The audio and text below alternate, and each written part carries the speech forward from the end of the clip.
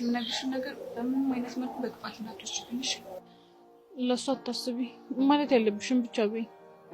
ይኸውልሽ ቤዛ፣ አሁን ላይ ያንቺና ያሬድ ነገር በጣም ያስፈራኝ ነው። ምኑን ያስፈራሽ?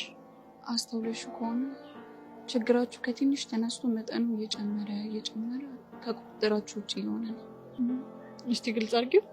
ምን መሰለሽ ቤዛ፣ የእናንተ ግንኙነት የጀመረው ከትንሽዬ እልህ ነው። ያ እልህ ደግሞ ቀስ ቀስ እያለ በዙሪያችሁ ያለን ሰዎች ግጭት ውስጥ እንድንገባ አደረገ እና አሁን ደግሞ ጉዳዩ ከፍ ብሎ ነገርየው አስተማሪዎቻችን ጆሮ ላይ መድረስ ጀምሯል። እሱን ተይው። ቤተሰቦቻችን እኮ አሁን በጣም መጨናነቅ ጀምሯል። ከዛም አልፎ ደግሞ እርስ በርስ መጋጨትም ጀምሯል። አይደል? አዎ ቤዛ፣ እኔ እኮ አልነግርሽም እያልኩ ነው እንጂ ማሚ በጣም ጭንቅ ብሏታል። በራሴ እጅ ልጄን አጣኋት እያለች በጣም እየተጸጸተች ነው። ሄሉሽ፣ ቆይ እኔ ምን ላድርግ? እኔስ ያለሁበትን ሁኔታ ሞዶ ይመስላችኋል? አውቃለሁ እኮ እኔ ይሄ ነገር ከዚህ ከባሰ ሌላ መስዋዕትነት ያስከፍልሻል ብዬ ስላሰብኩ ነው የምነግርሽ። ምን አይነት መስዋዕትነት? ምናልባት የህይወት ስሙ አሙሉ መንፈስ ቅዱስ። አንቺ ሄለን ምንድን ነው የምታሟርችው? በዚህ ይሄ ማርታ አይደለም ነው እንጂ ይሄ። እሺ በትንሽ ነገር ላስረዳሽ። የዛኔ የደበደቡት አይደል መኮንን ሽጉጥ ይዞ እንደመጣ ተነግሮናል አይደለ? እሺ እሱን ተይው።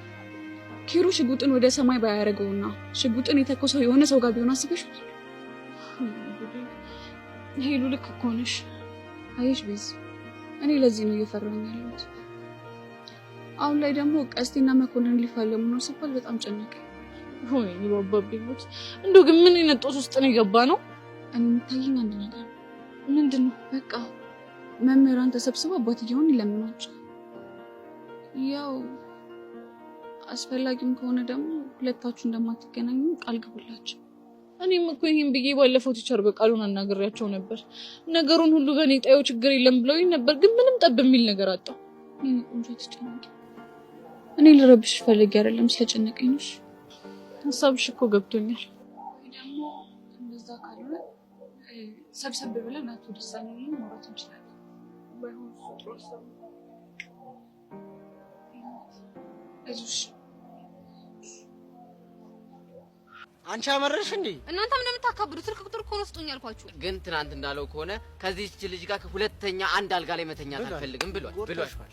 አቡሽ፣ እኔ እንደዚህ አይነት ቀልድ አይመቸኝም። ስርዓታችሁን ብትይዙ ይሻላል። ምን አይነት ይሁንልሽ የኔ ቆንጆ? በቀይም በጥቁር። እኔ ምን ልጅ ግን ልጁን መኪኑ ምጥጥ አርገህ ከዛ አግቱ አልሽ አይደል? ምጥጥ ቃጥኑ ብታየው እኮ ድሮም ሴት